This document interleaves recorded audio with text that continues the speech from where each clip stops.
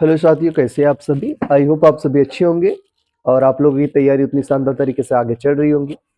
तो साथियों, आज हम देख पा रहे होंगे स्क्रीन पर जो कि आज हम देखेंगे एमपी सेट का, जो कि हमारा दिसंबर मंथ में हुआ था पिछले साल, है ना, 2024 का। उसका हम पेपर फर्स्ट यहाँ पे डिस्कस करेंगे। कैसे क्या क्वेश्चंस पूछे गए थे, है ना, ताकि आने वाले हमारे एग्जाम में यहाँ से डायरेक्टली हेल्प मिल सके। पूरा पेपर हम लोग देखेंगे।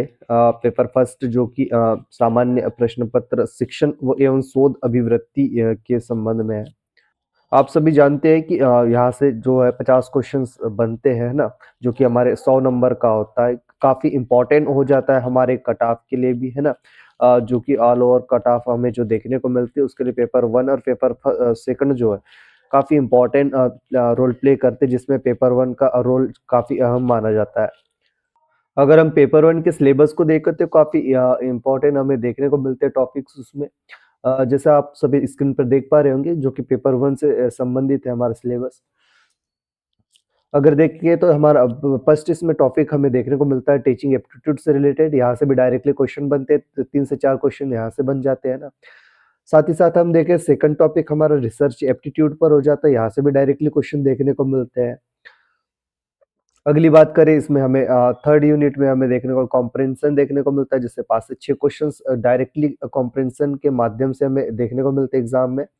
साथ ही बात करते हैं कम्युनिकेशन पर। कम्युनिकेशन जो कि जिसमें मीनिंग, टाइप, बैरियर्स, है ना, इफेक्ट, कम्युनिकेशन कैसे क्या होती है, क्या स्किल्स होती है, उसके बारे में हमें देखने को मिलता है कम्युनिकेशन के अंदर का। इसमें भी 2 से 3 क्वेश्चंस डायरेक्टली यहाँ देखने को मिलते हैं। तो हम लोग देखेंगे कि बारी बारी से कैसे कैसे क्वेश्चंस पूछे गए हमारे शिफ्ट में, है ना। साथ ही हम बात करें इकाई 5 की, तो इसमें हम मैथमेटिकल रीजनिंग एप्टीट्यूड से संबंधित क्वेश्चंस यहाँ से 5 से 6 क्वेश्चंस डायरेक्टली हमें पूछे जाते हैं। लॉजिकल रीजनिंग हो गया, है ना। साथ ही रेशो, इंटरेस्ट, एवरेज से संबंधित क्वेश्चन भी यहाँ देखने को मिलते हैं।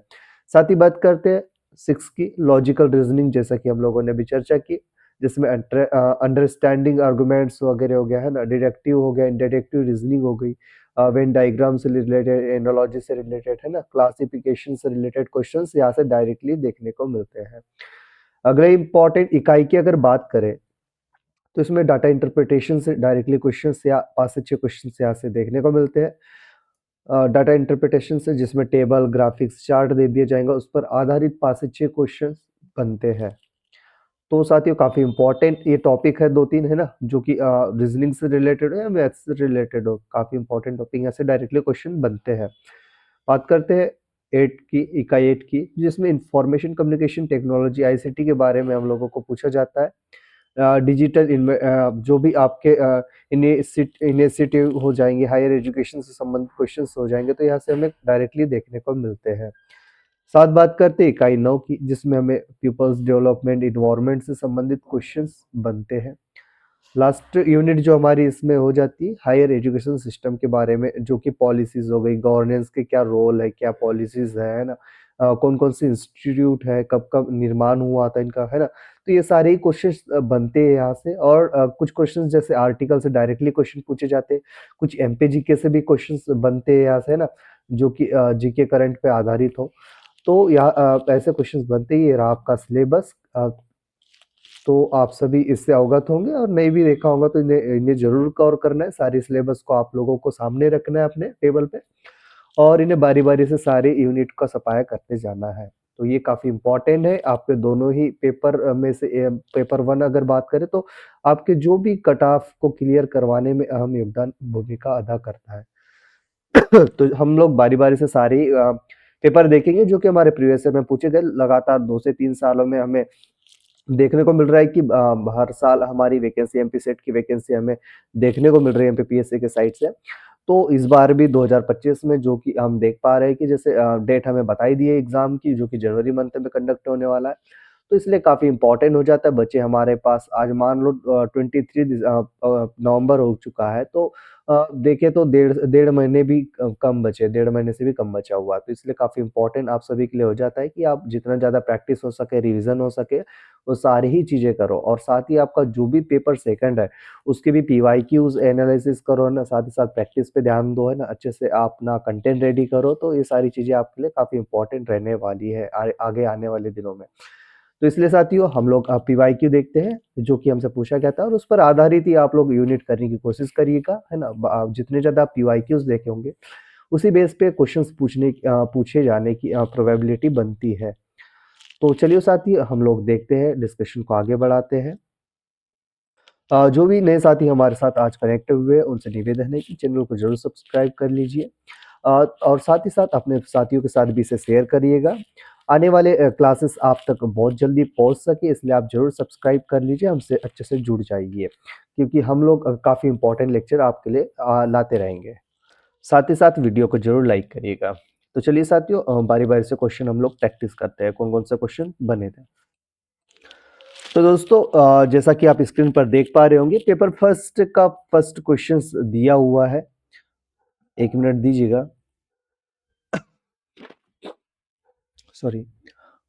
क्वेश्चन फर्स्ट देखेंगे हम लोग, है ना। पेपर 1 2024 दिसंबर मंथ में जो कि हमसे पूछा गया था। पहला क्वेश्चन देखेंगे, जब हम विशिष्ट उद्देश्यों को व्यवहारिक दृष्टि से लिखते हैं तो उन्हें क्या कहा जाता है। तो आप सभी को अगर अवगत होगा या फिर प्रैक्टिस आप अच्छी बनाना चाहते हो साथियों तो 4 ऑप्शन जो दिए हैं उनमें से आप राइट आंसर सेलेक्ट करने की कोशिश करिएगा। आप कमेंट सेक्शन में इनका जवाब देने की कोशिश करिए। आप जितनी अच्छी प्रैक्टिस करोगे उतना ही अच्छा आपका रिजल्ट निखर के आएगा, तो इसलिए आप यहाँ प्रैक्टिस करके जाइएगा। आप मेरे से पहले क्वेश्चंस का आंसर करने की अटेम्प्ट करने की कोशिश करिए। तो बताइए इसका राइट आंसर क्या होगा।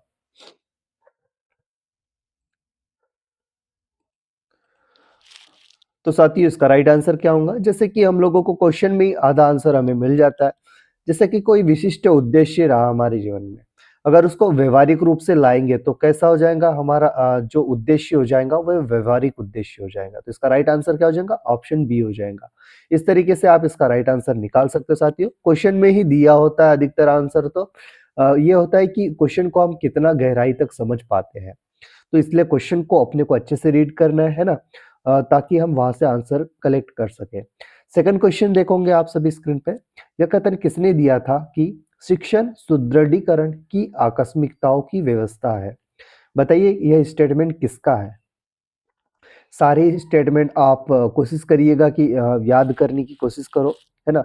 नहीं हो पाता है तो यह करिए कि जो भी न्यूमेरिक बन सकता है इन पे, जो भी जैसे स्टेटमेंट पे जो भी न्यूमेरिक बन सकता है तो वो स्टेटमेंट को न्यूमेरिक टाइप से बनाने की कोशिश करिए। अगर हम क्वेश्चन सेकंड का आंसर देखें तो इसमें हो जाएगा ऑप्शन ए, स्किनर ने यह स्टेटमेंट दिया था, शिक्षण सुदृढ़ीकरण की आकस्मिकताओं की व्यवस्था है।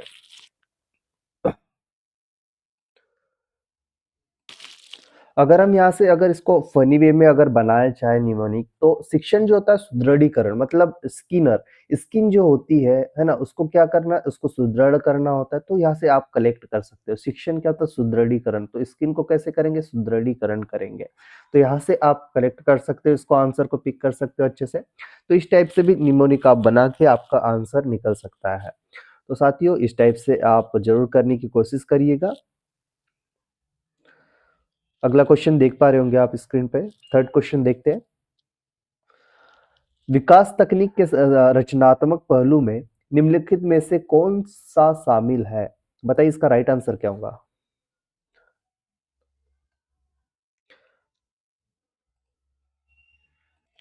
तो साथियों इसमें दिया है जैसे विकास तकनीक के रचनात्मक पहलू के बारे में। तो अगर हम बात करें विकास तकनीक के रचनात्मक पहलू पे, तो जैसे इसमें हम विकास तकनीक में जैसे सकारात्मक जो भी हमारे जीवन में सकारात्मक पहलू या फिर नवाचार युक्त पहलुओं की बात हो या फिर रचनात्मक जो हमारे जीवन पर प्रभाव डालते हो, है ना। तो जो भी ये जो कि जैसे स्वास्थ्य से संबंधित हो सकता है या फिर कृषि से संबंधित हो सकता है या फिर मानव जीवन से संबंधित जो कि इस पर मानव जीवन पर कोई ना कोई प्रभाव डालते हो, तो वो विकास तकनीक के रचनात्मक पहलू के अंतर्गत देखने को मिलता है। जिसमें अगर इनके पहलू की अगर बात करें तो उसमें बहुत सारे पहलू देखने को मिलते हैं, जैसे नवाचार हो गया, उत्पादन क्षमता हो गया, या फिर शिक्षा में सुधार की बात हो या फिर स्वास्थ्य सेवाओं के विकास की बात हो। तो इसके अंतर्गत हम अगर इसके ऑप्शन में देखें तो इसमें हमारा राइट आंसर कहा जाएगा। तो इसका राइट आंसर हो जाएगा ऑप्शन डी, यानी उत्तेजना। उत्तेजना वृत्ति अगर होंगी तो उसमें हमारे विकास तकनीक में डायरेक्टली हमारे इसमें शरीर पर कहीं ना कहीं इस पे लाभदायक होंगे हमारे शरीर के लिए। तो चलते हैं अगले क्वेश्चन पर। क्वेश्चन नंबर 4 देखेंगे। क्योंकि साथ ही उत्तेजना इसलिए होंगी क्योंकि उत्तेजना के अंतर्गत हम बात करते हैं तो जिसमें उत्साह, जिज्ञासा, सक्रियता के भाव पैदा करते हैं, तो इसलिए उत्तेजना इसका राइट आंसर हो जाएगा। अगला क्वेश्चन आप देख पा रहे होंगे, शिक्षण के चिंतनशील अभ्यास चक्र के लिए कौन सा विकल्प सही नहीं है? तो ये चीजें जरूर याद देना, आपको ध्यान देना है। सही नहीं ये पूछा है ना, शिक्षण के चिंतनशील अभ्यास के चक्र के लिए, तो बताइए इसका राइट आंसर क्या होगा। क्वेश्चन को अच्छे से समझिएगा, उसके बाद आंसर देने की कोशिश करिए। अगर हम इसमें देखें, बात करें योजना बनाने की, तो योजना बनाना जैसे कि शिक्षण लक्ष्य तय करता है, कैसे पढ़ाना है, कौन सी रणनीति अपनाना है, छात्रों के लिए कौन सी जरूरी है, स्तर को समझना, यह योजना बनाने के अंतर्गत देखा जाता है। साथ ही अगर हम बात करें लेन देन करना, तो लेन देन कैसे किया जाता है? जैसे हम बात करें लेन देन की, तो यह भी एक चिंतनशील अभ्यास चक्र के अंतर्गत देखने को मिलता है, जिसमें जैसे देखा जाता है कि भाई शिक्षण और अधिगम के बीच लेन देन होता है। जैसे शिक्षक पढ़ाता है, छात्र प्रतिक्रिया देते हैं, प्रश्न उत्तर होता है ना, तो ये भी लेन देन के अंतर्गत देखने को मिलता है। साथ ही अगर बात करें आकलन करना, तो आकलन में जैसा कि हम बात करें आकलन की, तो इसमें क्या अच्छा हुआ, क्या सुधार की जरूरत है ना? साथ ही साथ क्या उद्देश्य को पूरा हुआ या नहीं, तो यह अवलोकन आकलन के अंतर्गत देखने को मिलता है। साथ ही साथ देखा जाता है कि क्या वे समझ रहे हैं, कौन कौन पीछे रह रहा है, कौन आगे रह रहा है, तो यह आकलन के अंतर्गत हो जाता है। वही अगर हम बात करें उपदेश देने की, तो उपदेश देना यह नेगेटिव हो जाता है, क्योंकि उपदेश देना ही शिक्षण के चिंतनशील अभ्यास चक्र के अंतर्गत नहीं होता है, तो इसका राइट आंसर ऑप्शन ए हो जाएगा। चलते साथियों अगले क्वेश्चन पर। स्क्रीन पर देख पा रहे होंगे, निम्नलिखित में से कौन सा विकल्प बुलेटिन बोर्ड में शामिल नहीं है? शामिल नहीं है बोला है ना, तो इसलिए विशेष रूप से आप इसे जरूर देखिएगा। तो आप सभी इसका आंसर देने की कोशिश करिएगा। तो जैसा कि इसमें बोला है बुलेटिन बोर्ड में शामिल नहीं है, तो अगर हम इसके आंसर की अगर चर्चा करें, तो बुक जैकेट जो कि बुलेटिन बोर्ड का हिस्सा है, साथ ही साथ तस्वीरें हो गई है ना, ब्रोशर भी इसका हिस्सा हो जाता है ना। अगर हम इसमें अगर बात करें कौन शामिल नहीं होगा, तो शिक्षक जो है बुलेटिन बोर्ड के अंतर्गत नहीं शामिल होता है, क्योंकि बुक जैकेट भी शामिल होती है, ब्रोशर भी शामिल होते हैं, तस्वीरें भी शामिल होती है ना। काफी चीजें बुलेटिन बोर्ड के अंतर्गत देखने, जैसे कि जैसे सूचनाएं हो गई, घोषणाएं हो गई, पोस्टर हो गए, चार्ट हो गए, है ना। जैसे चार्ट भी देखे तो गणित विज्ञान, सामाजिक विज्ञान के चार्ट वगैरह हो जाती है। बुक्स भी बुलेटिन बोर्ड का हिस्सा हो जाती है, साथ ही साथ तस्वीरें भी हो जाती है, क्योंकि प्रेरणात्मक फोटो हो या फिर ऐतिहासिक व्यक्तित्व की चित्र हो, तो हमें चित्र के माध्यम से ही समझ पाते हैं, है ना। चित्रकला, प्रोजेक्टर, ये सभी बुलेटिन बोर्ड के हिस्से हो जाते हैं, जबकि शिक्षक बुलेटिन बोर्ड का हिस्सा नहीं माना जाता है। चलते हैं अगले क्वेश्चन पर, इस टाइप से इसका आंसर निकाल सकते हो आप सभी। इंग्लिश में भी आप देख सकते हैं कि which of the following option is not included in bulletin board, तो इसका राइट आंसर हो जाएगा टीचर, ऑप्शन डी, है ना। तो आप सभी दोनों ही बाइलिंगुअल देख सकते हो, जिसको भी जो भी लैंग्वेज कंफर्ट लगे। अगला क्वेश्चन देख पा रहे होंगे, क्वेश्चन 6। प्रारंभिक सर्वेक्षण को अक्सर क्या कहा जाता है? बताइए इसका राइट आंसर क्या होगा।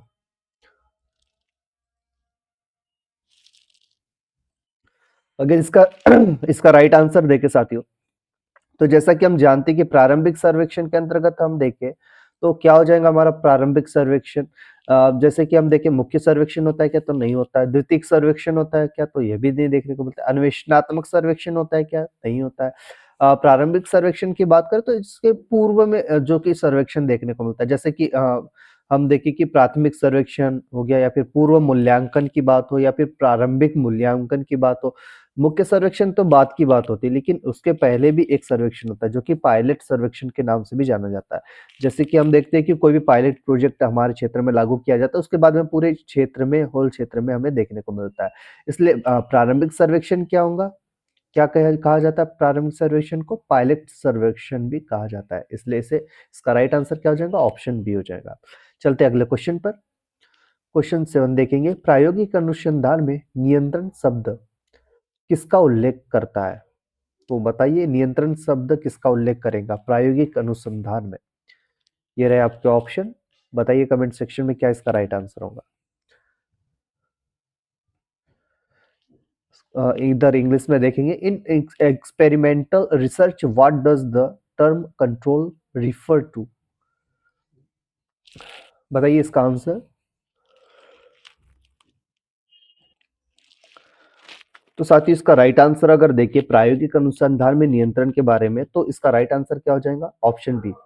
ऑप्शन बी क्यों हो जाएगा, क्योंकि इसमें लिखा है प्रायोगिक स्थिति को रोकना। नियंत्रण मतलब रोकना, रोकने का अंतर्गत हमें प्रायोगिक स्थिति को रोकना ही नियंत्रण के अंतर्गत देखने को मिलता है, जो कि प्रायोगिक अनुसंधान के अंतर्गत। चलते हैं अगले क्वेश्चन पर।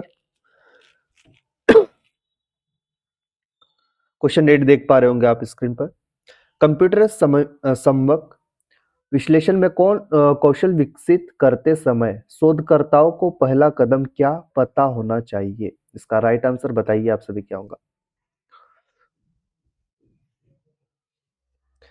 एक बार फिर से देखेंगे, कंप्यूटर सम्मक विश्लेषण में कौशल विकसित करते समय शोधकर्ता को पहला कदम क्या पता होना चाहिए। तो साथियों डायरेक्टली आईसीटी से पूछा गया क्वेश्चन है हमारे फर्स्ट पेपर के सिलेबस यूनिट 7-8 के अंतर्गत, है ना।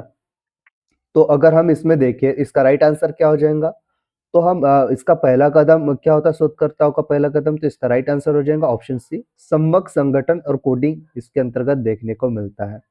सम्मक संगठन और कोडिंग के बारे में पता होना चाहिए।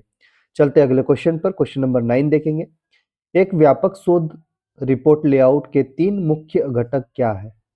बताइए इसका राइट आंसर क्या होगा।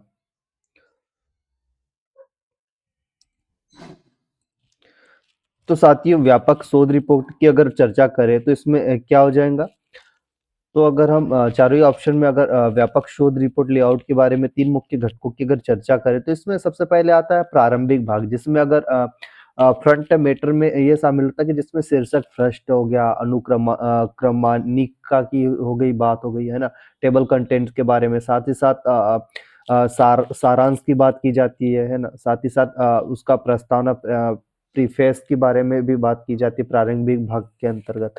साथ ही उसके बाद आता है मुख्य भाग आता है। मुख्य भाग की अगर बात करें तो मुख्य भाग में जो कि इसमें परिचय हो जाता है ना, साथ ही साथ उसमें समस्याओं का विवरण, उद्देश्य, परिकल्पना के बारे में, ना, मुख्य भाग के अंतर्गत। साथ ही साथ डाटा संग्रह के बारे में देखा जाता है मुख्य भाग के अंतर्गत, और अंत में समापन भाग आता है।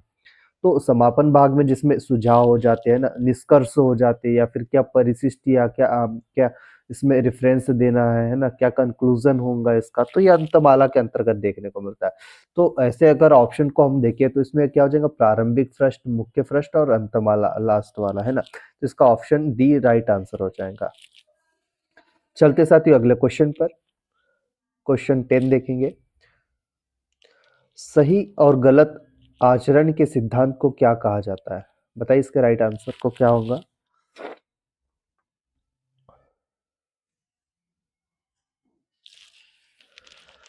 तो इसका राइट आंसर इजी क्वेश्चन था, तो इसका राइट आंसर हो जाएगा ऑप्शन ए। नीति शास्त्र के अंतर्गत हम सही और गलत के बारे में देखते हैं, है ना। सही और गलत के आचरण को किसके अंतर्गत देखा जाता है, नीति शास्त्र के अंतर्गत, है ना। चलते अगले क्वेश्चन पर। अगला क्वेश्चन जो कि हमें पैसेज के रूप में दिया गया है ना, जो कि यहाँ से 4 से 5 क्वेश्चन डायरेक्टली देखने को मिलते हैं। तो हम इसके क्वेश्चंस को देखते हैं क्या क्वेश्चंस दिया है। तो साथियों अगर पैसेज को सॉल्व करना है, सबसे पहले जाके सीधा क्वेश्चंस को देखो, है ना। क्वेश्चन को एक बार पढ़ लो कि कौन कौन से क्वेश्चन है, उसके बाद में हम पैसेज को देख लेते हैं। तो इस तरीके से क्या होगा कि हम वहां से डायरेक्टली क्वेश्चन का आंसर क्लिक कर सकते हैं, और इससे समय भी बचेगा। तो साथ ही अगर हम देखें तो 11 से लेके 12, 13, 14 और ये 15, तो ये 5 जो क्वेश्चंस दिए वो पैसेज के अंतर्गत दिए गए हैं। अगर हम हमारे इसके पहले क्वेश्चन को अगर देखें तो 11 क्वेश्चन देखते हैं इसमें, तो इसमें बात की गई महिलाओं के प्रति हो रहे भेदभाव को एक प्रमुख कारण क्या है, इस टाइप का क्वेश्चन है। तो आप इसे जरूर देखने की कोशिश करिए, महिलाओं के प्रति हो रहे भेदभाव का क्या कारण है, इसे ध्यान रखते हैं। अगला क्वेश्चन देखते हैं, नारीवादी आंदोलन बढ़ रहे हैं, तो क्या कारण हो सकता है, इसके बारे में भी हम पैसेज में देखेंगे। एक बार हम देखते हैं, महिला अधिकारी कार्यकर्ता जोर दे रही है, किस चीज पर दे रही है ये हमें हमें नहीं पता, ठीक है, हम पैसेज देखेंगे उसके बाद ही जानेंगे। लिखा है शैक्षणिक और सांस्कृतिक कार्यक्रम द्वारा महिलाओं की उन्नति में किसने सहायता की, तो ये भी हम पैसेज के थ्रू देखेंगे। साथ ही साथ देखेंगे निम्नलिखित में से किस मुद्दे के लिए महिला कार्यकर्ताओं ने संघर्ष नहीं किया। तो चलते साथियों हम पैसेज पढ़ रहे थे कि क्या पैसेज में हमारे दिया गया है। तो ये हमारे क्वेश्चन रहते हैं, पैसेज दिया हुआ, पैसेज को एक बार रीड करेंगे, वहीं से आंसर कलेक्ट करेंगे, है ना। इसी टाइप से कोशिश करिएगा कि आप पेपर में करने की कोशिश करो ताकि आप अच्छे से आंसर कलेक्ट कर सको। तो साथियों साथ में पढ़ेंगे हम सभी, है ना। 19वीं सदी के मध्य में अपने जन्म के साथ ही महिला अधिकार आंदोलन ने अपनी जड़ें जमा ली थी और दुनिया भर में फैल गए, है ना। कई देशों में महिलाओं ने मताधिकार, काम के अधिकार, अपनी क्षमताओं के अनुसार शिक्षा प्राप्त करने के अधिकार, जैसे संपत्ति के स्वामित्व और एवं उसके निपटान के अधिकार और विवाह संबंधित दो में समानता के अधिकारों के लिए संघर्ष किया। तो कौन कौन से अधिकारों के लिए? जैसे हमारे कौन स्वामित्व हो गया, संपत्ति हो गई, साथ ही वैवाहिक संबंधों में समानता के अधिकार के लिए उन्होंने क्या किया? संघर्ष किया। तो ये चीजें याद रखना। यह मुद्दा संयुक्त राष्ट्र के माध्यम से वैश्विक सरकारों तक पहुंचा। तो संघ ने 1946 में महिलाओं के वैश्विक स्थिति के अध्ययन और उसमें सुधार के तरीकों पर सामाजिक आर्थिक परिषदें।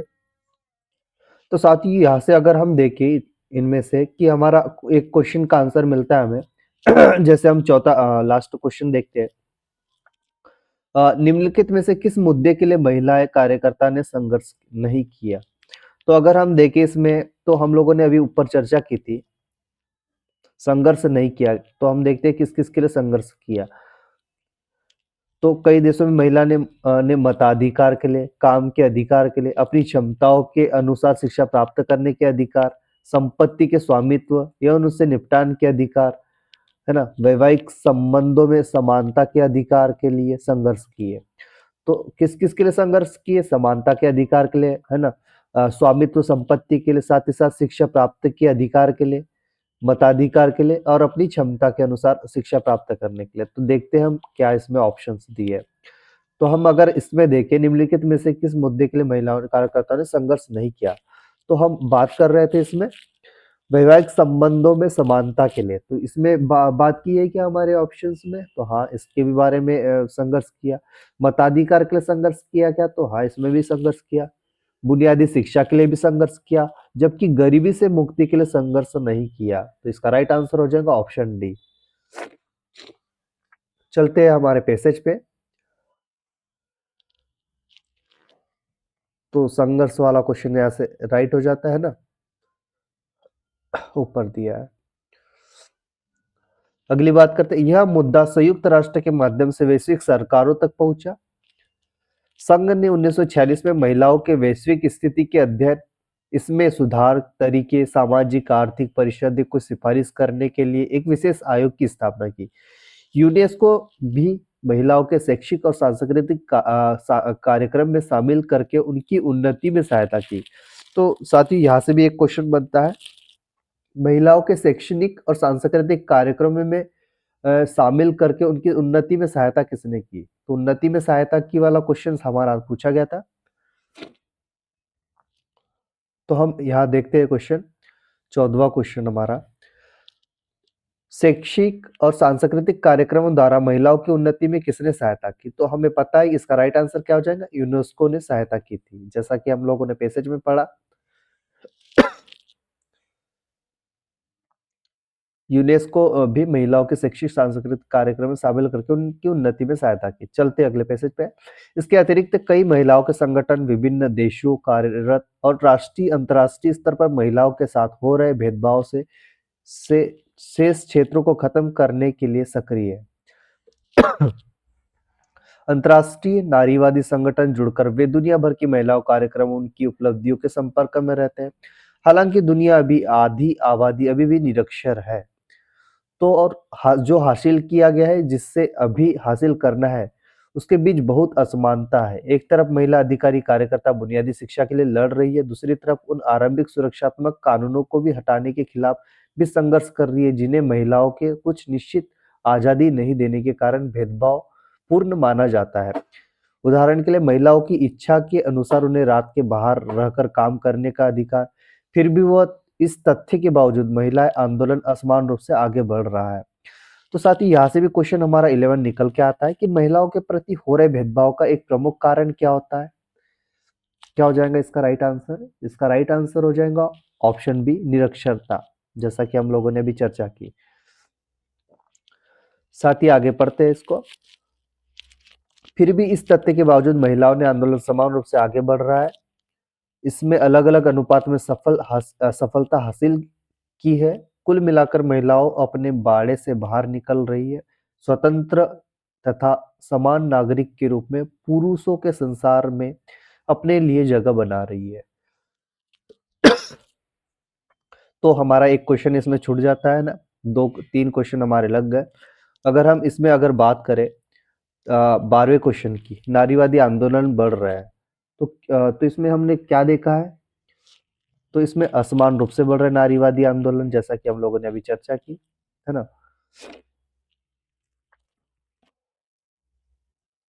असमान रूप से आगे बढ़ रहा है ना नारीवादी आंदोलन। 13वां क्वेश्चन हम लोगों ने जैसे अभी चर्चा की, महिला अधिकारी कार्यकर्ता जोर दे रही है। किस पर जोर दे रही है महिला अधिकारी कार्यकर्ता? ऑप्शन ए, आरंभिक सुरक्षात्मक कानून हटाने पर। तो साथियों इस तरीके से आप डायरेक्टली क्वेश्चन का आंसर कलेक्ट कर सकते हो। चलते हैं अगले क्वेश्चनों पर। तो इस टाइप से पैसेज आएगा आप सभी के सामने, है ना, जिसमें से 5 से 6 क्वेश्चन रहेंगे, तो आप सभी उसको अटेम्प्ट करने की कोशिश करिएगा। पहले क्वेश्चंस देख लीजिएगा, उसके बाद में बारी बारी से क्वेश्चंस को अटेम्प्ट करोगे तो निश्चित ही आपको सहजता से आप इसका सॉल्व कर सकते हो। चलते हैं अगले क्वेश्चन पर। क्वेश्चन नंबर 16 देख पा रहे होंगे आप स्क्रीन पर। इसमें से कौन सा गैर मौखिक संचार का प्रकार नहीं है? देखेंगे, which is the not type of non verbal communication. बताइए इसका राइट आंसर क्या होगा? कमेंट सेक्शन में आप पार्टिसिपेट करिए। अगर वीडियो अच्छा लगा हो तो वीडियो को जरूर लाइक करिएगा। सब्सक्राइब नहीं किया अभी तक के तो प्लीज सब्सक्राइब करिएगा आप सभी, और अपने साथियों के साथ इसे जरूर शेयर करिएगा। तो बताइए इसका राइट आंसर क्या होगा? तो साथ ही इसमें गैर मौखिक संचार के बारे में बात की गई है। अगर चेहरे के हाव भाव की अगर बात करें तो इसे भी एक गैर मौखिक संचार का भाग माना जाता है ना, क्योंकि हाथ, उंगली या फिर सिर आदि की गतिविधि से भी किया जाने वाला संचार देखने को मिलता है। साथ ही हाव भाव मुद्राओं की बात करें तो ये भी जो कि देखने को मिलता है, उंगली, सिर आदि के माध्यम से भी इसके हाव भाव में पता चल जाता है। ये भी गैर मौखिक संचार का भाग हो जाता है। प्रतीकात्मक भाषा की बात करें तो प्रतीकों की भाषा भी इसके अंतर्गत गैर मौखिक संचार के अंतर्गत देखने को मिलता है, जिसे प्रतीक की भाषा कहा जाता है।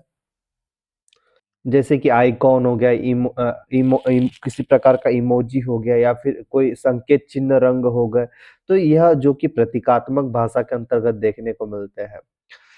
हाव भाव में वही हमारा जैसे हाथ मिलाना हो गया, या फिर पीठ थपथपाना, या फिर हल्का स्पर्श, स्पर्श के अंतर्गत स्पर्श संचार भी कहते हैं, या फिर हाव भाव के अंतर्गत ही काफी गतिविधियां हमें देखने को मिलता है, चाहे मुख की गतिविधि हो, खुशी हो, दुख हो, गुस्सा हो आदि भी हाव भाव जो कि हमारे मौखिक संचार को प्रकट करते हैं। तो इसके अंतर्गत हम देखें हमारे राइट आंसर को, तो क्या निकल के आएगा? ऑप्शन डी जो है इसका राइट आंसर हो जाएगा। उपयुक्त में से कोई नहीं। ये सारे जो है गैर मौखिक संचार के भाग के अंतर्गत देखने को मिलते हैं। चलते हैं अगले क्वेश्चन पर। संचार की प्रक्रिया एक गतिविधि गतिशील संचार की प्रक्रिया एक गतिशील, लेन-देन संबंधी दो तरफा प्रक्रिया है जिसे 6 चरणों में विभाजित किया जा सकता है। तो बताइए इसमें कौन-कौन से चरणों में विभाजित किया जा सकता है? आप सभी देख पा रहे होंगे स्क्रीन पर। बताइए इनमें से कौन से चरण होंगे जिससे विभाजित किया जा सकता है? तो साथियों अगर इसके क्रमांक को विभाजित, इसके चरणों को अगर जमाने की कोशिश करें, है ना, तो इसमें सबसे पहले क्या आ जाएगा? जो कि आता है, प्रेषक के पास एक विचार होता है ना, तो ये फर्स्ट नंबर पर आता है ना। साथ ही उसके बाद में क्या होगा? उसके बाद हम देखिए प्रेषक इनकोडिंग, ये सेकंड नंबर पर देखने को मिलता है। उसके बाद में क्या होता है? थर्ड पर हम देखते हैं प्रेषक संदेश प्रेषित करता है। प्रेषक इनकोडिंग के बाद में क्या करता है? संदेश प्रेषित करता है। ये थर्ड नंबर पर आ जाएगा। फोर्थ पे क्या आएगा? फोर्थ पे आ जाएगा सेकंड, प्राप्तकर्ता को संदेश मिलता है, प्रेषित करेगा, फिर उसको प्राप्तकर्ता को संदेश मिलेगा। संदेश मिलने के बाद क्या होगा? संदेश के बाद हो जाएगा हमारा प्राप्तकर्ता डिकोडिंग। तो प्राप्तकर्ता डिकोडिंग हो जाएगा 5वें नंबर पर। उसके बाद हम देखते हैं फिर प्राप्तकर्ता फीडबैक भेजता है, तो 6वें नंबर पर हमारा प्राप्तकर्ता फीडबैक भेजेगा। तो इस तरीके से हमारा राइट आंसर यहाँ से निकाल सकते हैं। अगर हम ऑप्शन में देखें क्या हो जाएंगे हमारे ऑप्शन, आप सभी देख पा रहे होंगे।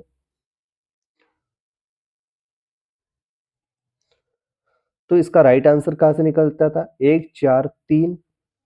1 4 3 कहाँ लिखा है, तो हम देख पा रहे होंगे हमारा जो है एक है ना, फिर उसके बाद में क्या है, कौन सा आया था, पांचवा आया था। एक आया था फिर पांचवा आया था, है ना।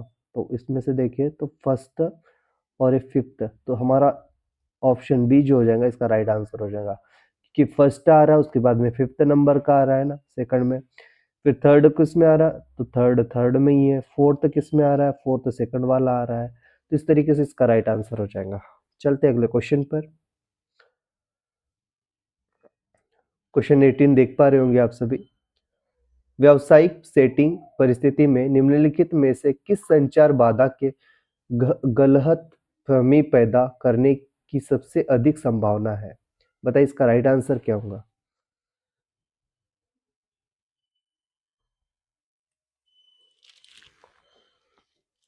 तो इसका राइट आंसर हो जाएगा साथियों ऑप्शन ए, सांस्कृतिक अंतर जो हो जाएगा इसकी गलत फहमी पैदा करने का सबसे अधिक संभावना देखने को मिलती है ना। तो आप सभी इसी को देख सकते हो। चलते अगले क्वेश्चन पर। क्वेश्चन 19 देखेंगे। आप एक डायरी या जनरल रखते हैं जहां आप दिन भर में हुई हर चीज का हिसाब किताब रखते हैं। यह एक उदाहरण है, बताइए इसका राइट आंसर क्या।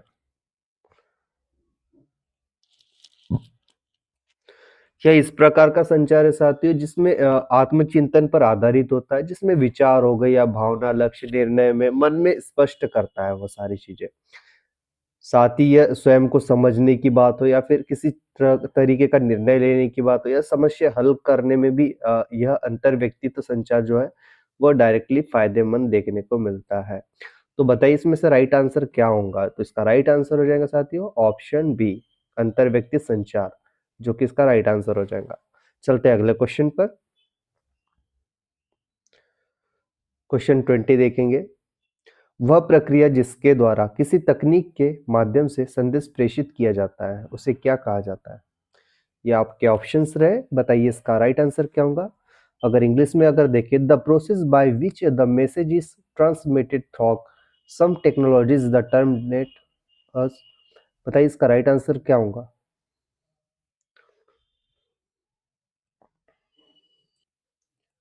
तो इसका राइट आंसर हो जाएगा साथियों मध्यस्थ संचार, है ना। क्योंकि तकनीक के जिसके द्वारा वह होती है जिसमें माध्यम में संदेश प्रेषित किया जाता है, तो वो मध्यस्थ संचार देखने को मिलता है ना।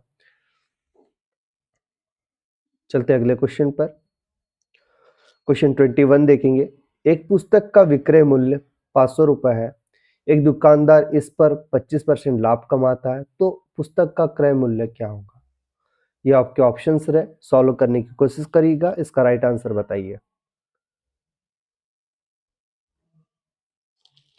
तो साथियों अगर इसको हम सॉल्व करने की कोशिश करें तो क्या हो जाएगा, जैसे हम एक फॉर्मूला बनता है क्रय मूल्य, है ना, तो हम यहाँ समझते हैं सीपी इज इक्वल टू क्या होता है, जैसे एसपी से सेलिंग प्राइस हमारा क्या है, सेलिंग प्राइस हमारा 500 रुपए is equal to SP is equal to क्या ले लेते हैं, यहाँ समझते हैं ना इसके ऊपर। एसपी इज इक्वल टू ले लेते हैं सीपी इंटू क्या होता है 100 प्लस कितना होता है लाभ, लाभ परसेंट, है ना। तो इस टाइप से हमारा फॉर्मूला आता है, बटे में आता है 100। अगर इसका हम प्रयोग करें तो एसपी कितना है हमारा, जो कि 500 है, सीपी जो कि हमें देखना है क्रय मूल्य, है ना, कंज्यूमर प्राइस, साथ ही साथ हम 100 प्लस हमारा लाभ देख लेते हैं ना। तो अगर हम इसको अगर देखें 100 यहाँ पे आ जाएगा, ये 125 हो जाएगा, है ना, क्योंकि ये 100 प्लस 25 हमारा लाभ है, तो ये कितना हो जाएगा 125 हो जाएगा। तो S P is equal to क्या हो जाएगा, S P is equal to हो जाएगा सी पी इंटू ये 100 नीचे है 125 ऊपर है, तो इसका भी जो डिवाइड अगर देखें तो 1 पॉइंट कितना हो जाएगा 25 हो जाएगा, 1.25 हो जा रहा है। अगर यहाँ पे एस पी कितना है 500 है, तो हम 500 के बटे में इसको रख देंगे, 500 के बट्टे में किसको रख देंगे? 1.25 को रख देंगे। तो अगर 500 के बट्टे में 1.25 को रखेंगे तो इसका आंसर निकल के आता है 400। तो कंज्यूमर प्राइस कितना हो जाएगा? कंज्यूमर प्राइस हो जाएगा 400 रुपये। तो इसका राइट आंसर क्या हो जाएगा? Option D. तो इस टाइप से आप इसको आंसर निकाल सकते हो। लगातार आप प्रैक्टिस करते रहिएगा, यहाँ से डायरेक्टली क्वेश्चन बनते हैं। तो आप जितनी अच्छी प्रैक्टिस करते जाओगे उतने अच्छी तरीके से आप इसका आंसर निकाल लोगे। चलते अगले क्वेश्चन पर। क्वेश्चन नंबर 22 देख पा रहे होंगे आप।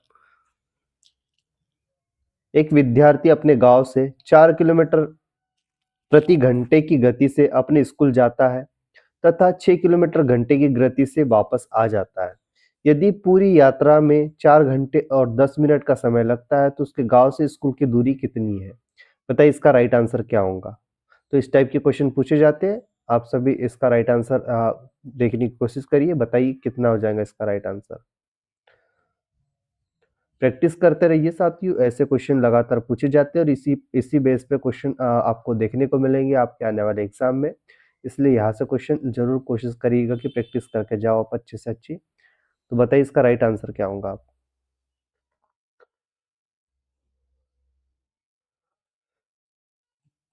तो साथ ही इस टाइप के क्वेश्चन सॉल्व करने की कोशिश करिएगा। हमारे पास इसमें अभी जगह कम है। जैसे अगर हम देखें 4 किलोमीटर घंटे से वो जा रहा है ना, और साथ ही साथ स्कूल जाने के बाद क्या कर रहा है वो 6 किलोमीटर घंटे की इससे वापस आ रहा है।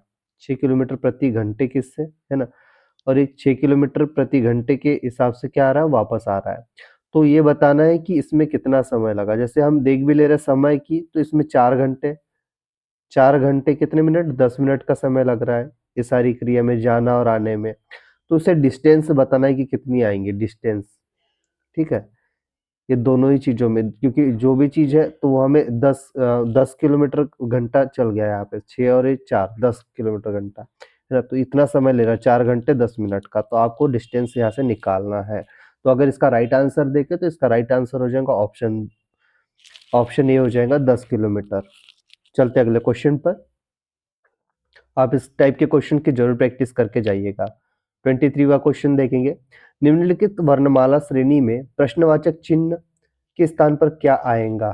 तो आपको ये रीजनिंग है, लॉजिकल रीजनिंग। इसमें से आपको बताना है कि इसके स्थान पर क्या आएगा। तो किस क्रम का फॉलो करता है आप निकाल के बताइए कि इसका राइट आंसर क्या निकलेगा।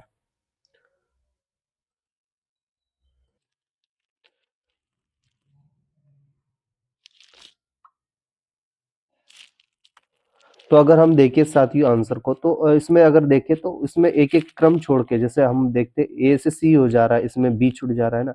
सी से क्या हो जा रहा है? ई हो जा रहा है। इसमें क्या छूट जा रहा है? डी छूट जा रहा था। ई के बाद में इसमें क्या छूट जा रहा है? यहाँ पे ई के बाद में क्या छूटेगा? ई एफ, एफ छूट जाएगा। उसके बाद क्या आएगा? जी आ जाएगा, है ना। तो इसी के बाद अगर देखिए एफ के बाद में क्या छूट रहा है? एफ के बाद में जी छूट जा रहा है, एच आ जा रहा है ना। एच के बाद में क्या छूट रहा है? आई छूट जा रहा है, जे आ जा रहा है। जे के बाद में क्या आ जाएगा? के छूट जाएगा, क्या आ जाएगा? एल आ जाएगा। तो यहाँ पे हमारा जो ऑप्शंस, जो हमारा क्वेश्चन मार्क दिया है, इसके जगह पे क्या आ जा रहा है? जी आ जा रहा है। इसका राइट आंसर ऑप्शन बी हो जाएगा। चलते इस टाइप से क्वेश्चंस देख के जाइएगा, अच्छे से प्रैक्टिस करिएगा। 24वां क्वेश्चन देखते हैं। निम्नलिखित में से श्रेणी में प्रश्नवाचक चिन्ह के स्थान पर कौन सी संख्या आएंगी? तो आपको इसी टाइप का क्वेश्चन है, बताइए कौन सा राइट आंसर होगा इसमें से।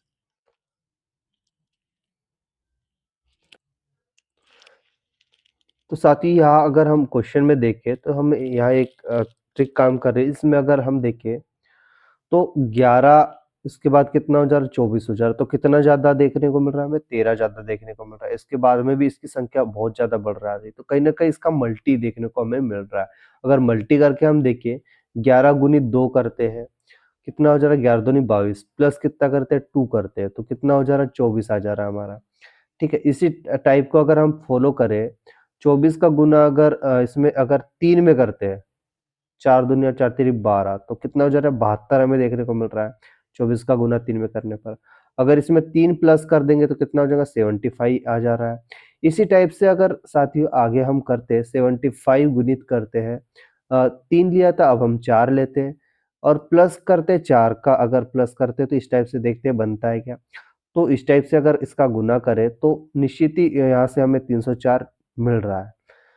तो इसी टाइप से हम 304 के आगे कर देते, 304 का गुना कर देते हैं, किसमें करेंगे 4 हो गया, इसके बाद में हम 5 से कर देते हैं, प्लस 5 में जोड़ देते हैं। तो इस टाइप से अगर हम करते हैं तो हमारा एक आंसर निकल के आ रहा है यहाँ से 1525। तो इसका राइट आंसर क्या हो जाएगा 1525, हमारा राइट आंसर निकल जा रहा है। तो इस टाइप से आप लॉजिकल रीजनिंग को जरूर समझिएगा। इस टाइप के सीक्वेंस से क्वेश्चन लगातार पूछे जाते हैं, इसके अच्छे से प्रैक्टिस करके जाइएगा आप एग्जाम में। चलते अगले क्वेश्चन पर। 25 आप देख पा रहे होंगे, यदि एक विशेष प्रकार की कुट भाषा में प्रज्ञेश को ARPJ जो वर्ड लिखा है वो लिखा है जाता है, तो उसी भाषा में धर्मेश को किस प्रकार लिखा जाएगा? तो बताइए, प्रज्ञेश को इस टाइप से लिखा गया है, तो धर्मेश को किस टाइप से लिखा जाएगा?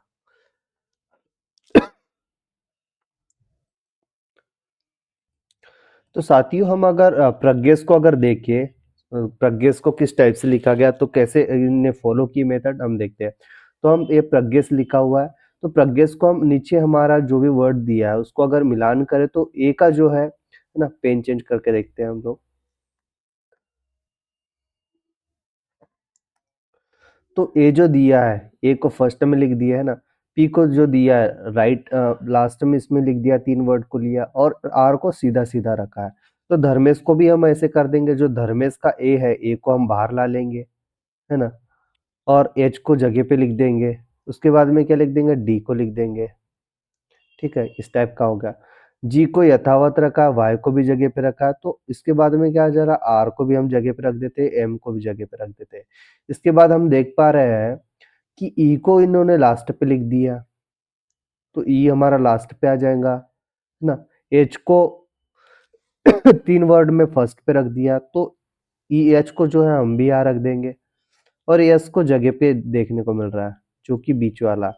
तो इस टाइप से हम लोग भी इसको फॉलो करके इस टाइप से आंसर निकाल सकते हैं।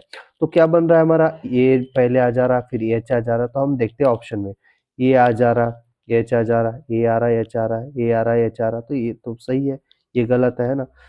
डी आ रहा, फिर आर आ रहा, उसके बाद डी और आर कहाँ कहाँ आ रहा है, डी और एम आ रहा है, यहाँ पे डी और आर आ रहा, तो बी और सी, ए तो गलत हो जाएगा, इसके बाद नहीं आ रहा, डी और आर यहाँ पे भी आ रहा है। उसके बाद मिलान करेंगे, एम और एच आ रहा है कि इसमें, तो एम और एस आ रहा है इसमें, इसमें क्या आ रहा है, एम और एच आ रहा है, तो हमारा राइट आंसर यहाँ से बी निकल के आ जाएंगे। तो इस टाइप से आप इसको आंसर निकाल सकते हो ना इजी वे में। तो अच्छे से प्रैक्टिस करिएगा और भी फास्टली आपसे हो जाएगा।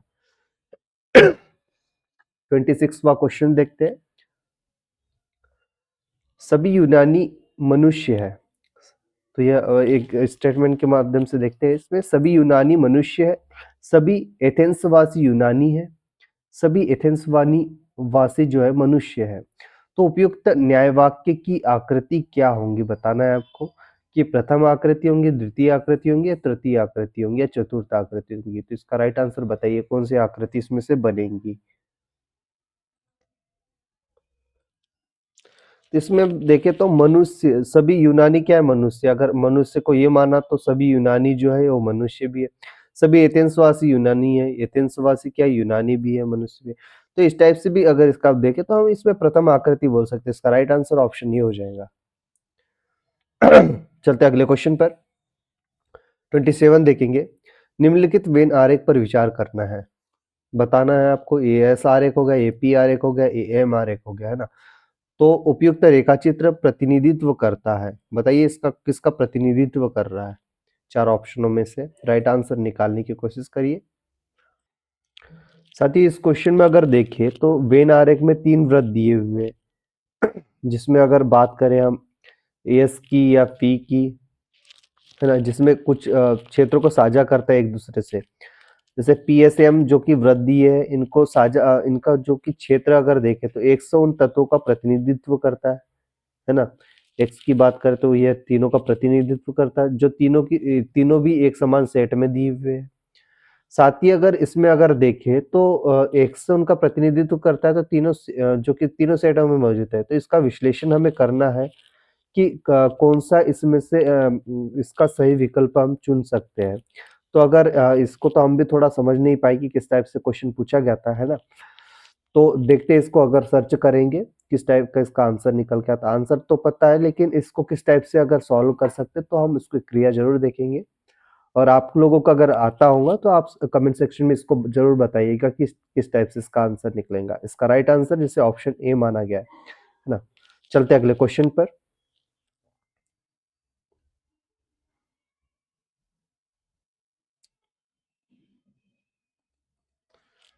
क्वेश्चन देख रहे होंगे 28। परंपरागत विरोध वर्ग के अनुसार निम्नलिखित में से कौन सा अनुविपरीत संबंध का उदाहरण है। बताइए इसका राइट आंसर क्या होगा। अनुविपरीत संबंध का उदाहरण पूछा गया है आपसे, तो कौन सा है बताइए अनुविपरीत।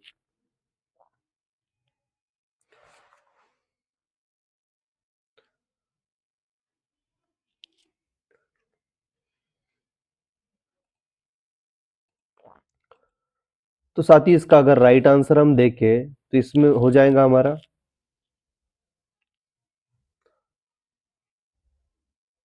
कौन सा क्वेश्चन, 28वां क्वेश्चन। इसका राइट आंसर हो जाएगा ऑप्शन बी, हमारा राइट आंसर निकल के आता है इसमें।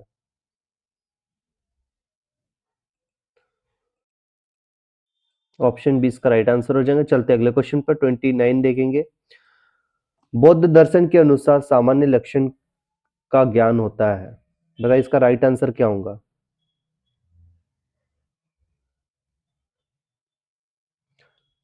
सामान्य लक्षण का ज्ञान कौन सा होता है। इसका राइट आंसर हो जाएगा प्रत्यक्ष और अनुमान दोनों के द्वारा होता है सामान्य लक्षण का ज्ञान। चलते अगले क्वेश्चन की ओर। क्वेश्चन नंबर 30 देखेंगे। निम्नलिखित में से कौन सा प्रमाण प्रभाकर मीमांसा को स्वीकार नहीं है। तो इसमें बोला गया है नहीं है का, तो आपको ध्यान से पढ़ना है क्वेश्चंस को। तो बताइए इसका राइट आंसर क्या होगा। कौन सा प्रभाकर मीमांसा को स्वीकार नहीं है।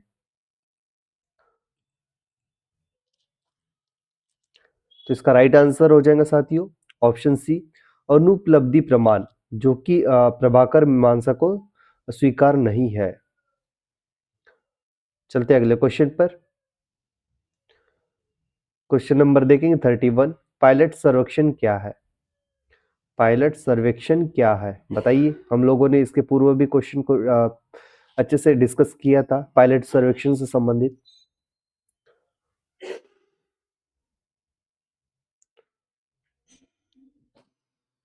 तो इसका राइट आंसर हो जाएगा ऑप्शन बी, प्रश्नावली में सुधार करने के लिए किया गया परीक्षण सर्वेक्षण। तो दो क्वेश्चन बन चुके हैं इससे रिलेटेड एक प्रश्न पत्र में आपके। क्वेश्चन 32 देखते हैं। अनुसंधान का पहला चरण क्या है। बताइए इसमें से क्या इसका राइट आंसर होगा।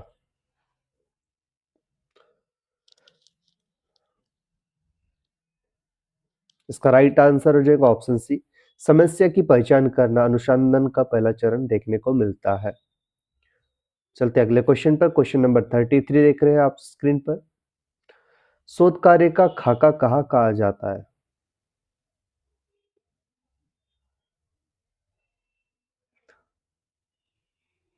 इसका अगर राइट आंसर हम देखें साथियों तो क्या हो जाएगा बताइए आप सभी इसका जवाब।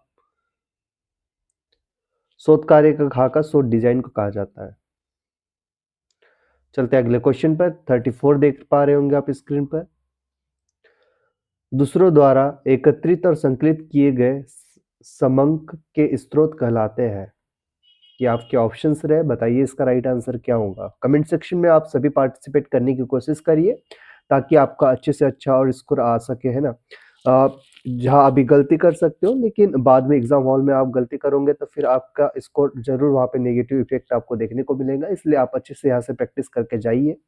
जितना ज्यादा प्रैक्टिस हो एग्जाम के पहले कर लीजिए। तो इसका राइट आंसर अगर हम देखें तो दूसरों द्वारा एकत्रित और संकलित किए गए समंक के स्रोत कहलाते हैं द्वितीय समंक, है ना। द्वितीय समंक आएगा दूसरों के द्वारा एकत्रित और संकलित किए गए समंक होते हैं। चलते अगले क्वेश्चन पर, जो कि आपके डीआई से संबंधित क्वेश्चंस देखने को मिले। डाटा इंटरप्रिटेशन के क्वेश्चन है, तो यहाँ से डायरेक्टली आपको 5 से 6 क्वेश्चन देखने को मिलेंगे, जो कि निम्नलिखित रेखा ग्राफ में 2020 से 24 तक के विद्यार्थियों के नामांकन के आंकड़े दिए गए हैं।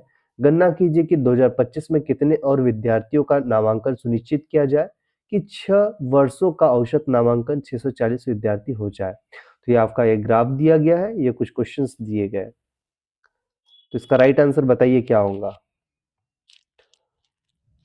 अगर 35 का राइट आंसर हम देखें तो इसका राइट आंसर हमें देखने को मिलता है ऑप्शन ए हो जाएगा, 1340 का राइट आंसर निकल के आता है। तो आप इसको सॉल्व करने की कोशिश करिएगा साथियों। चलते अगले क्वेश्चन पर। क्वेश्चन नंबर 36 देखेंगे आप स्क्रीन पर। निम्नलिखित में से कौन सा तारों वाला ट्रांसमिशन मीडिया तेज कार्य करता है?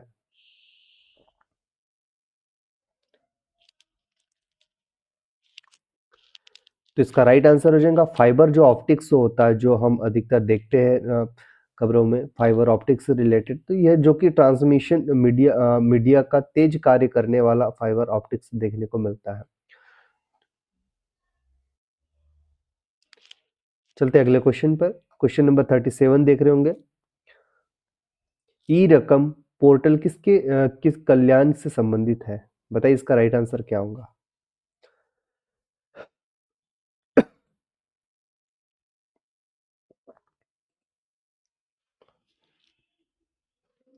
तो इसका राइट आंसर हो जाएगा ई रकम जो है किसान से संबंधित है। ई रकम पोर्टल किसान कल्याण से संबंधित देखने को मिलती है।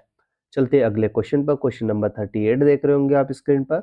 इंटरनेट पर प्रत्येक होस्ट कंप्यूटर को एक द्वितीय संख्या से जाना जाता है। कौन सी संख्या वह है बताइए। आप सभी, ये 4 ऑप्शन आपके सामने रहे, बताइए इसमें से राइट आंसर इसका क्या होगा। द्वितीय होस्ट के नाम से है ना, द्वितीय संख्या से जाना जाता है। तो इसका ऑप्शन हो जाएगा राइट ऑप्शन ए, जो कि आईपी एड्रेस होता है, जो कि होस्ट कंप्यूटर को एक द्वितीय संख्या से जाना जाता है। चलते अगले क्वेश्चन पर। क्वेश्चन 39 आप स्क्रीन पर देख पा रहे होंगे। एक निम्नलिखित में से कौन सा संस्थान केंद्र एवं राज्य सरकारों को प्रौद्योगिकी संचालित करने के समाधान प्रदान करता है? तो ये आपके ऑप्शंस रहे, बताइए इसमें से राइट आंसर इसका क्या होगा।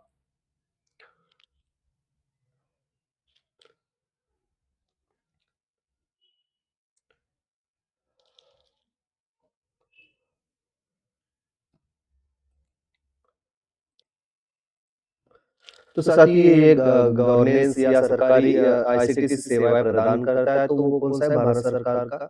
तो ये एनआईसी के अंतर्गत हमें देखने को मिलता है। नेशनल इंफॉर्मेटिव कमीशन हमें देखने को मिलता है। इसका फुल फॉर्म अगर बात करें एनआईसी की, तो इसका फुल फॉर्म हो जाता है नेशनल इंफॉर्मेटिक सेंटर। इसका फुल फॉर्म हमें देखने को मिलता है। लगातार क्वेश्चन बना रहता है। इसका हिंदी में अगर देखें तो राष्ट्रीय सूचना विज्ञान केंद्र देखने को मिलता है। चलते अगले क्वेश्चन पर। क्वेश्चन 40 देख पा रहे होंगे। यूआरएल का क्या अर्थ है? यूआरएल का बताइए आप सभी, इसका राइट आंसर क्या होगा।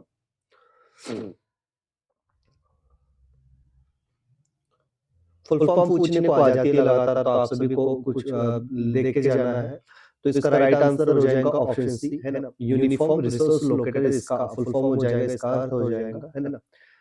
तो इस टाइप से आप कंप्यूटर के जो भी लैंग्वेज है वो रहती है, उनके बारे में कोबोल हो, ये उनके सारे के फुल फॉर्म आप सभी देख के जाइएगा आईसीटी के अंतर्गत। अगली बात करते 41 की। गांधी सागर जलाशय का निर्माण किस नदी पर किया गया? तो बताइए, ये आपके काफी इंपॉर्टेंट क्वेश्चन है, जो कि एपीजीके से रिलेटेड क्वेश्चन देखने को मिल रहा है। तो जैसा कि हम जान सॉरी तो हम सभी जानते हैं जैसे कि गांधी सागर जो जलाशय जो कि हमें चंबल नदी पर देखने को मिलता है, ऑप्शन बी इसका राइट हो जाएगा।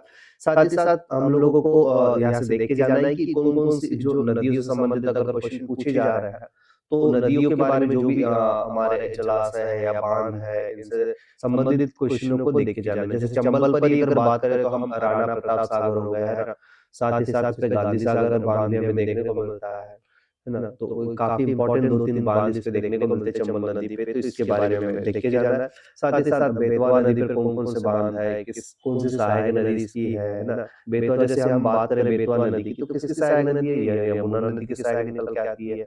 कहाँ से इसका देखने को मिलता है? तो ये कुमरा गांव जैसे रायसेन से देखने को मिलता है। दामोदर नदी कहाँ से निकलती है, कौन सी नदी से टच, महानदी का उद्गम स्थल कौन सा। तो ये सारी चीजें आपको जरूर देख के जाना है, लगातार क्वेश्चन यहाँ से बनते हैं, तो इन सबको कंप्लीट करके जाना है। क्वेश्चन देख बात करते हैं हम 42 की। अपशिष्ट पदार्थों की डंपिंग में इस्तेमाल किया जाने वाला गाजीपुर लैंडफिल क्षेत्र किस जगह पर स्थित है। तो आपको बताना है कि गाजीपुर लैंडफिल क्षेत्र किस जगह पर स्थित है। तो अगर हम गाजीपुर क्षेत्र की अगर बात करें तो इसका ऑप्शन निकल के आता है गाजीपुर लैंडफिल। अधिकतर सोच रहे होंगे बच्चे कि उत्तर प्रदेश होगा, लेकिन गाजीपुर लैंडफिल जो क्षेत्र है ये हमारे दिल्ली से निकल के आता है। तो इसका राइट आंसर हो जाएगा ऑप्शन सी, दिल्ली इसका राइट आंसर हो जाएगा। चलते साथियों अगले क्वेश्चन पर। 43 की अगर बात करें, लवणीय मृदा को इलेक्ट्रिकल कंडक्टिविटी ईसी और सोडियम अधिशोषण अनुपात सीएआर के अनुसार चिन्हित किया गया है। बताइए इसमें से कौन सा चिन्हित किया गया है।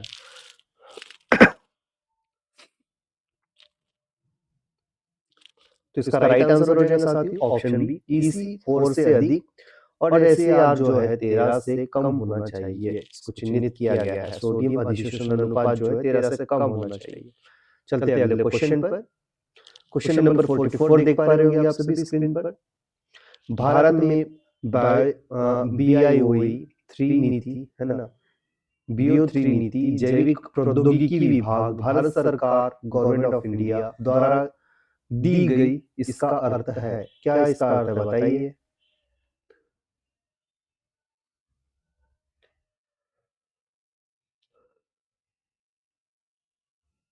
इसका राइट आंसर हो जाएगा ऑप्शन डी, अर्थव्यवस्था, पर्यावरण, रोजगार के लिए और जैव प्रौद्योगिकी। यह BIO3 के अंतर्गत, नीति के अंतर्गत, जैव प्रौद्योगिकी विभाग के अंतर्गत यह देखने को मिलता है। इसका राइट आंसर ऑप्शन डी हो जाएगा। चलते साथियों अगले क्वेश्चन पर। क्वेश्चन हम बात करेंगे 45 की। नेशनल ग्रीन हाइड्रोजन मिशन के अनुसार कम से कम 5 million metric tonne MMT green hydrogen का वार्षिक उत्पादन अनुमानित है। कितना अनुमानित है बताइए।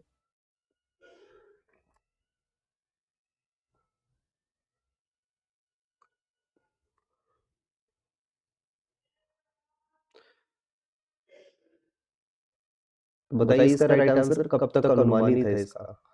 5 मिलियन मीट्रिक टन तक कब तक हो जाएगा।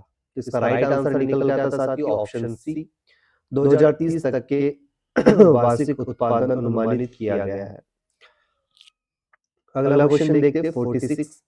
नालंदा विश्वविद्यालय के खंडहरों को किस वर्ष यूनेस्को विश्व धरोहर स्थल में घोषित किया गया था। तो नालंदा विश्वविद्यालय से रिलेटेड क्वेश्चन पूछा गया साथियों। तो आप सभी नालंदा से आसपास जो भी विश्वविद्यालय उनसे रिलेटेड तो क्वेश्चन देखने को मिलते ही है। चाहे विक्रम विश्वविद्यालय की बात करो, नालंदा विश्वविद्यालय किस टाइम पीरियड का है, कौन से शासक रहे थे इस टाइम पीरियड पे, है ना, किसने इसका बनाया था। तो आप बताइए कि नालंदा विश्वविद्यालय किसके शासनकाल के समय देखने को मिलता है इसका निर्माण, और ये किसने किया था ये भी बताइएगा। कमेंट सेक्शन में आप इसका जरूर राइट आंसर दीजिएगा। तो इसका अगर राइट आंसर हम देखें 46 क्वेश्चन का, तो इसका राइट आंसर निकल के आता है ऑप्शन बी, 2016, जो कि यूनेस्को ने विश्व धरोहर स्थल घोषित किया गया था नालंदा को। चलते अगले क्वेश्चन पर 47 आप स्क्रीन पर देख पा रहे होंगे। सरकार द्वारा विश्वविद्यालय अनुदान आयोग की स्थापना संसदीय अधिनियम के द्वारा किस वर्ष की गई थी। ये आपके ऑप्शंस रहे, बताइए इसका राइट आंसर क्या होगा।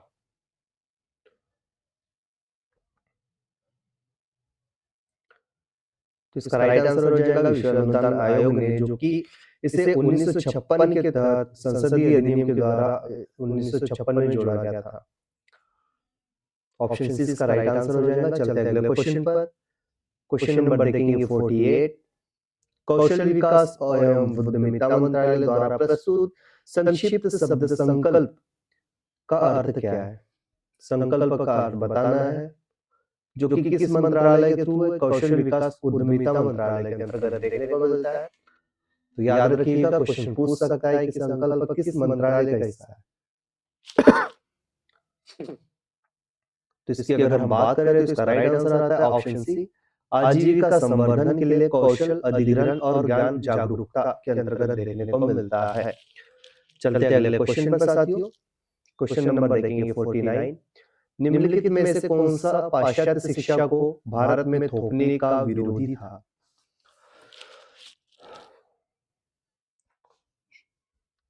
तो इसका राइट आंसर हो जाएगा ऑप्शन सी, एनी बेसेंट जो था पाश्चात्य शिक्षा को भारत में थोपने का विरोधी माना जाता है, एनी बेसेंट को। चलते हैं अगले क्वेश्चन पर साथियों। क्वेश्चन नंबर 50 देखेंगे, जो कि हमारे पेपर का लास्ट क्वेश्चन है 50 पेपर 1 का। निम्नलिखित मिलान कीजिए, सही जोड़ी देखने को मिल रही है। इसमें फर्स्ट आपको सही जोड़ी मिलाकर बताना है कि नालंदा विश्वविद्यालय कौन से क्षेत्र में देखने को मिलता है, साथ ही साथ तक्षशिला विश्वविद्यालय हो, विक्रम विश्वविद्यालय, पुष्पगिरी विश्वविद्यालय। तो साथ ही ये जो क्वेश्चन है, ये जो विश्वविद्यालय है, इनसे रिलेटेड आपको जानकारी जरूर जुटा लेनी है, क्योंकि यहाँ से क्वेश्चन डायरेक्टली आपसे बन सकते हैं आने वाले एग्जाम में आपके। क्योंकि तक्षशिला विश्वविद्यालय हो, विक्रम विश्वविद्यालय हो या फिर पुष्पगिरी विश्वविद्यालय की बात हो, तो यहाँ से लगातार क्वेश्चन पूछे जा रहे हैं और आने वाले पेपर में भी आपको देखने को मिल सकते हैं। इसलिए आपको जगह, निर्माण वर्ष, कौन सा शासक आया था, क्या प्रभाव हुआ था, कौन कौन यहाँ पे पढ़ा है, इन सारी चीजों को आपको कलेक्ट करके रखना है। तो इसके अगर राइट आंसर को हम देखें तो नालंदा विश्वविद्यालय, जो कि हमें कहाँ देखने को मिलता है, हमें यहाँ बिहार में देखने को मिलता है। सॉरी, और वही हम तक्षशिला विश्वविद्यालय की बात करें, जो कि तक्षशिला अभी पाकिस्तान में वर्तमान में, पूर्व में जब विभाजन नहीं हुआ था तब भारत का हिस्सा था, है ना। विक्रम विश्वविद्यालय की बात करें तो विक्रम विश्वविद्यालय कहाँ देखने को मिलता है, बिहार में देखने को मिलता है। वही पुष्पगिरी विश्वविद्यालय की अगर बात करें तो ये हमें पुष्पगिरी ओडिशा में देखने को मिलता है।